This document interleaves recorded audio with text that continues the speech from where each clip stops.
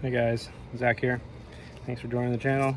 Got a quick little tip for you today on this Saturday. I've got a 2003 Honda Civic here I'm working on.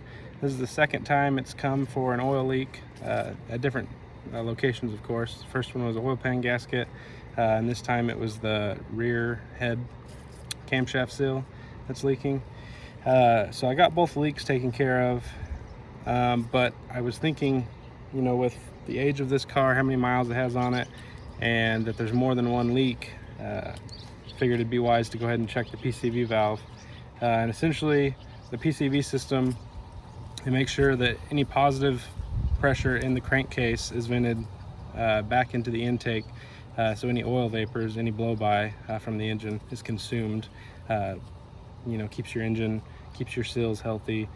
So anyways, after many miles and many years as this car has on it, PCV valves tend to get gunked up and clogged, and they don't operate like they're supposed to. So I'll show you what I found, and I think this will definitely help this customer, you know, in having less oil leaks in the future. All right, so here we've obviously got the one that came off the car, just completely crudded up, filled with carbon and oil deposits. And then of course your new one looks brand new. So the old school way of checking these is you would shake them to see if you hear any movement of that one-way valve in there. I don't know if you can hear that, but there's barely any movement. Then you get the new one. Hopefully the camera can pick that up, and it is just as loose as can be. So this, I'm sure, had a big part to play in, you know, why he's having these multiple oil leaks, these seals that are getting blown out. So I'm gonna go ahead and replace that, and I'm sure he'll have less issues going forward. I'll show you where it's at on the car just in case you need a reference, but it's a pretty easy job. All right guys, so I'm back under the car. Here's your crankshaft, oil pan, just so you're kind of familiar with where we're at on the engine.